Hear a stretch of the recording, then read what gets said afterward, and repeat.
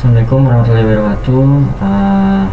Perkenalkan, nama saya Fadril Masufani dari Prodi Teknologi Rekayasa Otomasi Angkatan 2025 dengan NIM 3 digit terakhir saya 012. Pada pertemuan kali ini saya akan menjelaskan tahapan awal pada pemrograman yang berbasis bahasa C++. Kita langsung saja. Oke, di sini ada pengenalan konsep dan tujuan. Jadi apa sih C++ itu? Jadi untuk C++ itu adalah bahasa turunan C yang mendukung paradigma atau prosedural dan berorientasi objek.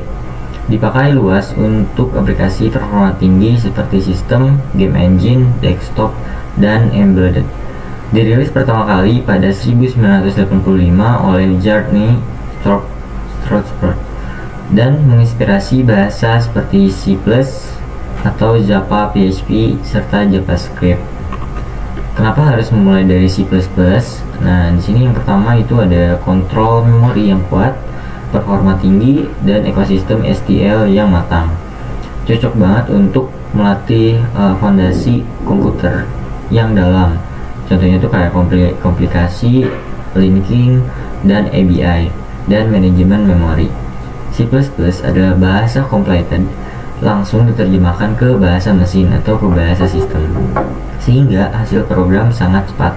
Banyak aplikasi performa tinggi seperti game engine atau Unreal Engine, browser kayak Chrome, Firefox, dan sistem operasi seperti Windows, Mac OS ditulis dengan C++. Selanjutnya di sini ada menyiapkan komponen pada Windows atau OS. Yang pertama di sini ada compiler. Nah, untuk compiler itu membaca file seperti CPP dan menerjemahkannya menjadi kode objek atau executable yang bisa dijalankan komputer. Ini membuat instruksi tingkat tinggi yang harus ditulis dan dipahami oleh CPU, memulai bahasa mesin yang sesuai dengan platform target. Untuk tahapan internalnya di sini ada lexical analysis dan parsing, schematic analysis, optimasi, dan code generation. Jadi setiap tahap dia tuh bakal memastikan sintaksnya itu benar apakah tidak, kayak tipenya cocok dan menghasilkan kode yang efisien. Di sini ada optimalisasi, itu tuh untuk mengurangi instruksi yang tidak diperlukan atau menginlining fungsi manajemen register agar program lebih cepat dan kecil. Di sini ada peringatan error. Nah, di sini tuh untuk menemukan kesalahan sintaks dalam tipe data yang tidak cocok. Nah, ini juga menjadi referensi simbol yang tak dikenal dan memberikan diagnostik agar kamu bisa memperbaiki sebelum program dijalankan. Di sini selanjutnya ada editor atau IDE. Dia tuh untuk menulis atau mengolah sumber seperti memberikan fitur seperti sintaks, highlighting, auto indentation, pencarian atau multi file editing, dan integrasi Git. Di sini ada productivity tools. Di sini seperti snippets dan refactoring yang ringan atau auto completion yang berbasis parser atau bahasa. Di sini ada IDE. Nah, IDE itu suatu tempat untuk coding atau build dan debug. IDE juga menyatukan editor, sistem building, dan manajemen proyek, integrasi compiler atau linker, dan debugger, sehingga alur kerja lebih efisien. Manajemen proyek dan konfigurasi. Dia juga untuk mengelola target build seperti debug atau release, seperti defensi, include pens, dan opsi kompilasi per file atau per proyek. Selanjutnya ada integrasi tooling, itu yang dimana dia tuh kayak terminal bawaan, profiler, static analyzer, unit test runner, dan visualisasi call hierarchy. Selanjutnya ada debugger. Kegunaannya itu untuk menjalankan program secara terkendali. Nah, dia juga bakal menghentikan di titik tertentu atau breakpoint, melangkah baris demi baris, step over atau into atau out, dan memeriksa state program secara langsung. Infeksi memori dan variabel, juga dia dapat melihat nilai variabel, isi kontainer STL, dan stack frames dan watch expressions dan mengevaluasi ekspresi saat berhenti. Selanjutnya di sini ada diagnostic crash. Dia juga mengambil stack trace atau baris sumber yang menyebabkan stagnation, fault atau co-expression. Dan dia juga menganalisis kondisi saat crash terjadi atau saat error terjadi. Di sini ada menulis dan mencontohkan program. Di sini ada include IOStream. Nah, di sini juga ada using space in main count, dan di sini ada hello world return sini. Nah, label itu atau include itu untuk memuat fasilitas IO yang berbasis stream. Untuk terus label itu adalah main yang merupakan titik masuk program, atau return 0 menandakan sukses.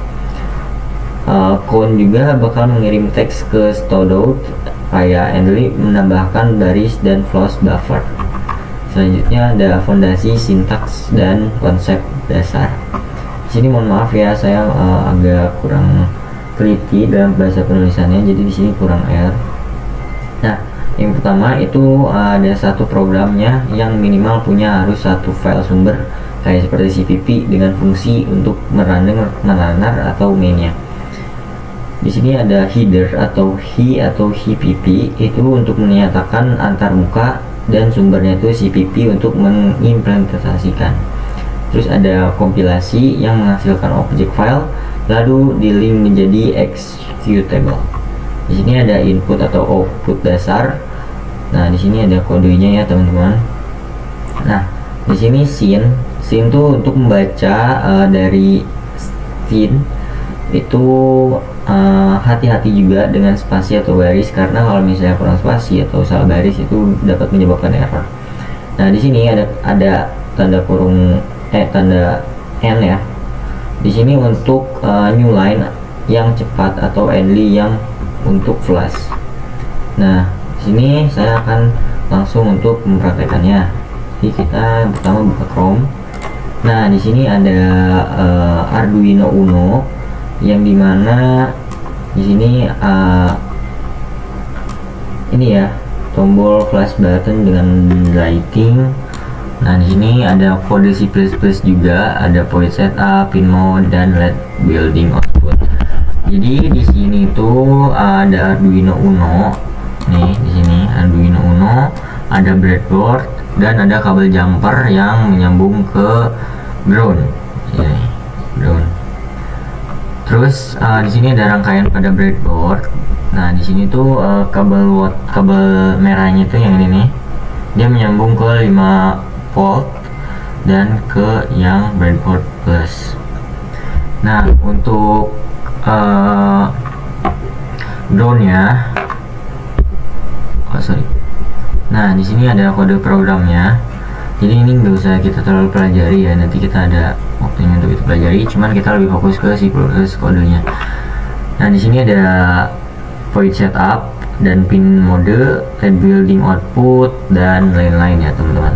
Nah, untuk LED built-in ini dia tuh adalah LED internal pada board Arduino yang biasanya tuh LED-nya tuh di pin 13 ya teman-teman nih. Di pin 13 biasanya di pin sini 13. Terus untuk di sini juga dia tuh programnya tuh akan menyalakan dan mematikan LED internal setiap 1 detik. Terus program tidak mengontrol LED yang ada di breadboard karena LED-nya itu tidak terhubung ke pin digital Arduino ya teman-teman.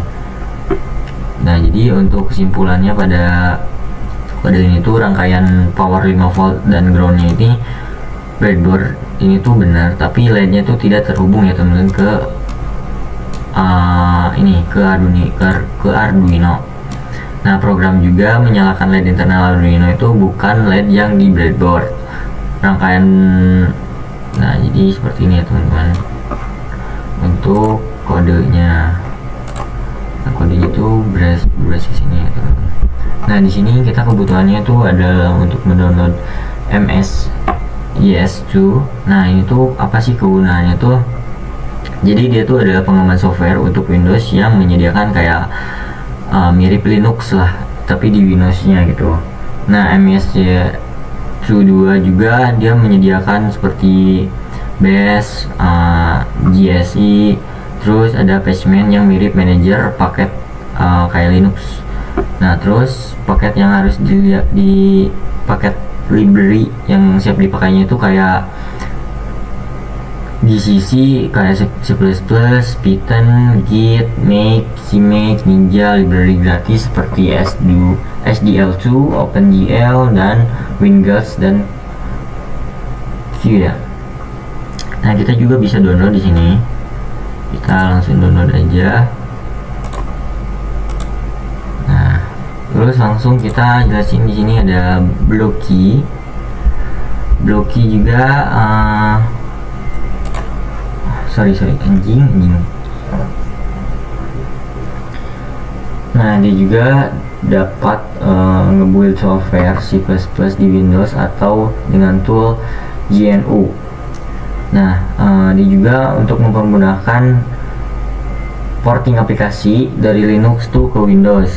Jadi jika kita ingin memport software atau open source dari Linux ke Windows, si situs MS ini dia menyediakan tools GNU, auto tools kayak autoconf, automake, dan libtool. Dia juga menyediakan package config, compiler, dan library compatible.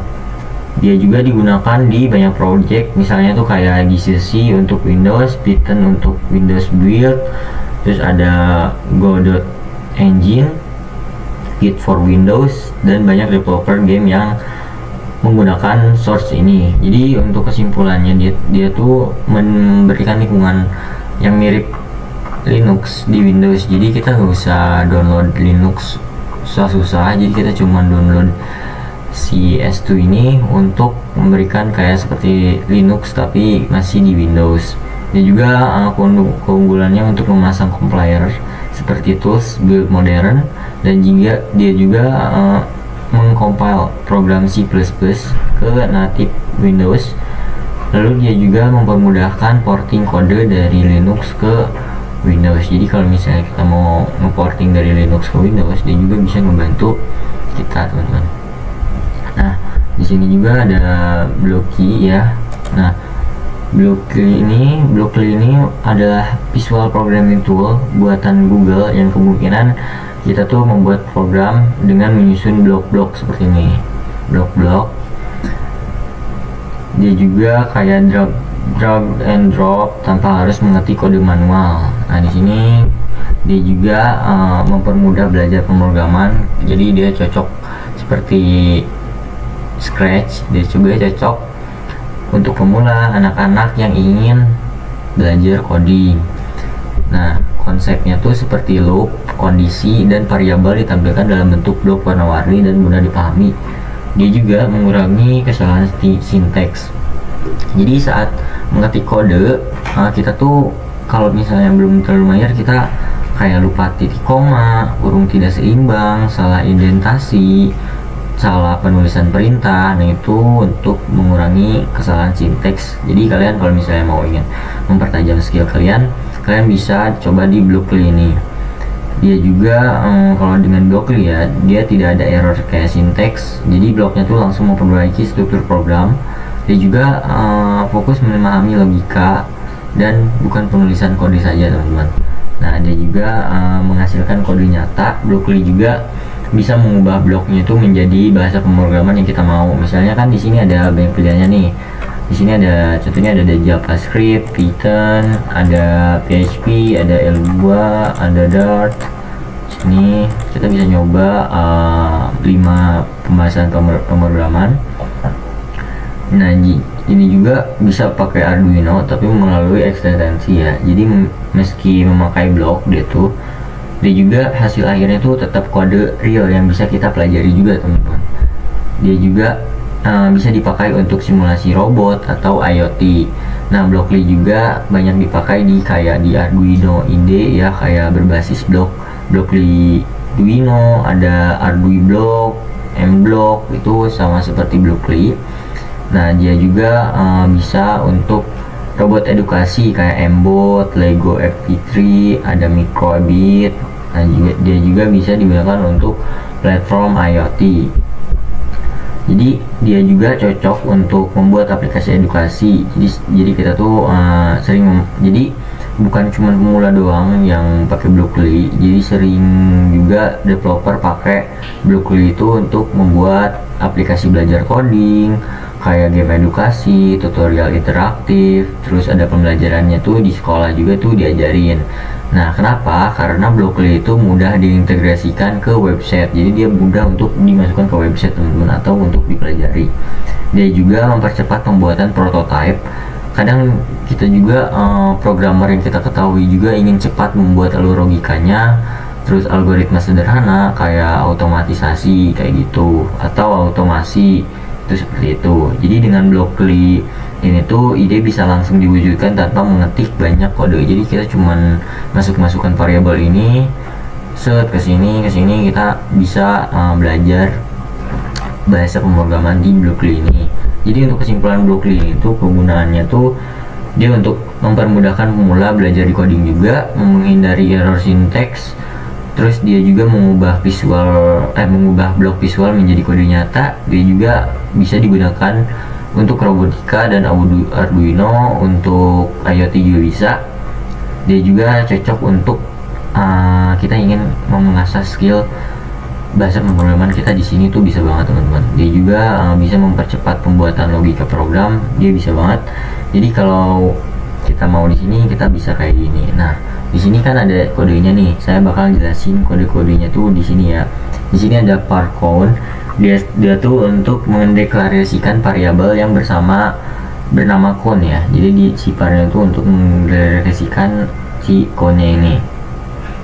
Terus untuk nilainya itu dia masih unvalued, masih tidak ini ya, sampai diberi nilai. Jadi dia masih belum ada nilainya sampai kita sendiri yang menilainya. Terus ada count di sini. Nah, dia tuh untuk mengisi variabel count dengan nilai 1. Jadi misal nilainya tuh kita ingin rubah itu bisa teman-teman. Dia juga bisa menjadi titik awal untuk perulangan loop seperti itu. Nah, di sini ada while count. Ya di sini. Nah, ini tuh while tuh artinya tuh selama kondisi count-nya tuh tidak lebih dari 3 atau lebih dari 3 itu benar. Blok kode di dalamnya tuh akan terus berjalan teman-teman.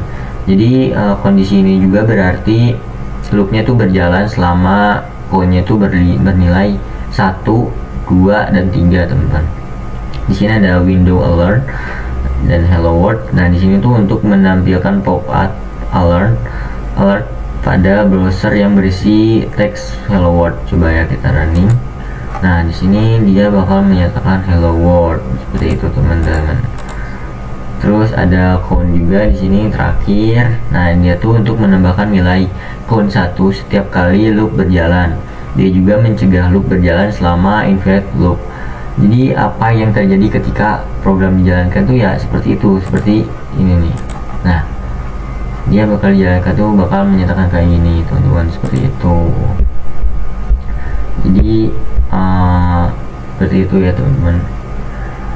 Nah, kita ada penjelasan tentang selanjutnya kita bakal download C++ pada Visual Studio Code ini. Nah, sebelumnya saya sudah mendownload Visual Studio Code.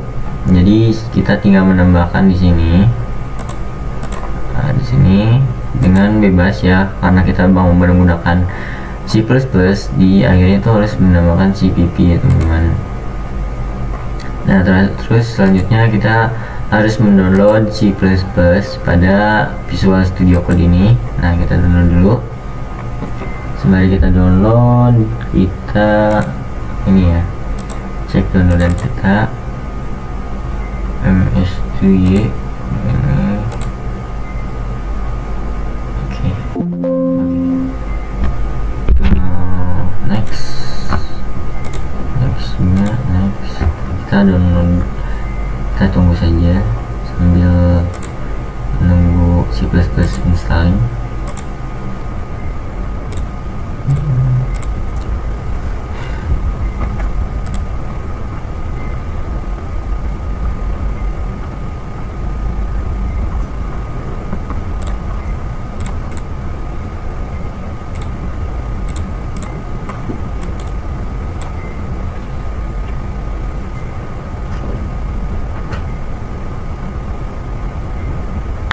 Oke, di sini udah ini ya teman-teman, udah tampil seperti ini. Coba kita enter aja.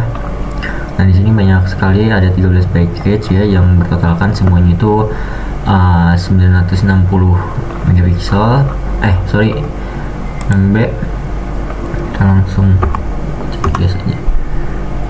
Nah, di sini kita tinggal tunggu aja apakah dianya berhasil apakah tidak ya teman-teman. Maksudnya kita tunggu aja untuk penginstalan package-nya.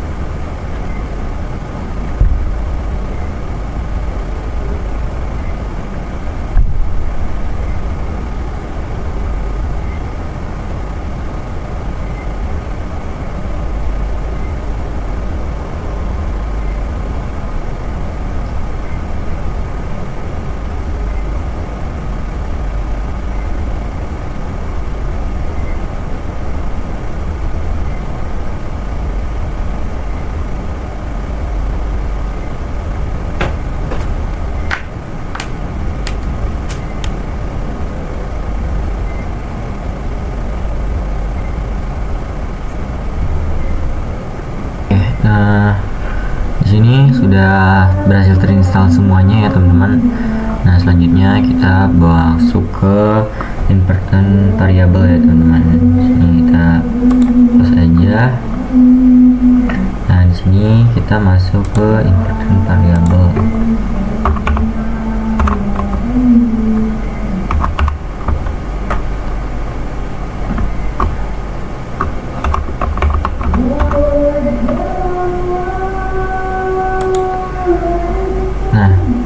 Sini kita masuk sini dan untuk petnya kita klik 2 kali aja teman-teman.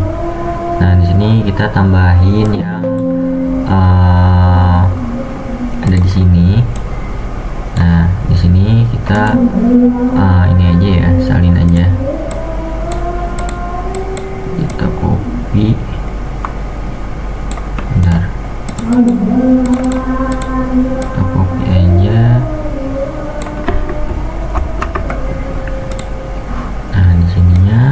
Kita masuk ke pet. Nah, sini kita langsung klik OK aja teman-teman. Oke. Nah, kita langsung cek di command prompt ya.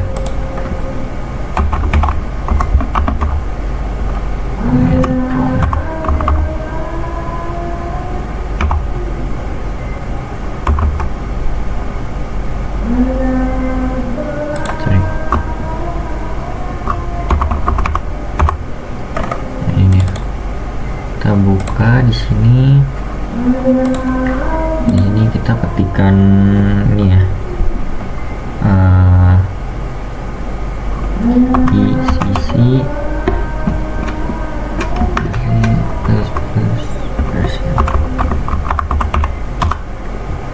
Nah, di sini tandanya kalau misalnya udah muncul seperti ini, berarti bisa dibilang si komennya itu berhasil ya teman-teman. Sini jadi oke. Kita langsung masuk aja ke selanjutnya di plus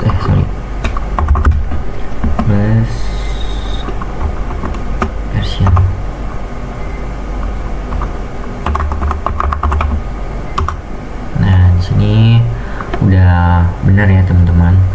Di plus-plusnya 8 build by MSJS2. Langsung kita cek yang GWB.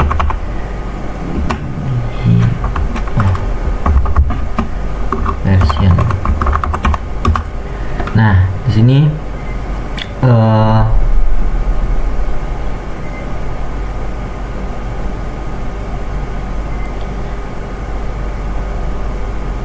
di sini udah yang ini ya. GDB, sorry. Di sini ternyata salah ya teman-teman. GDB version. Oh, nah untuk GDB udah berhasil ya teman-teman. Tandanya dari tiga ini tuh yang di plus GCC sama GDB itu udah berhasil kita command prompt, udah bisa kita akses, bisa dibilang kayak gitu teman-teman. Selanjutnya kita langsung coba pemrograman yang udah saya tambahin tadi sebagai untuk nunggu tadi MSA nya selesai. Saya download saya prompt ini. Nah, kita coba running. Bisa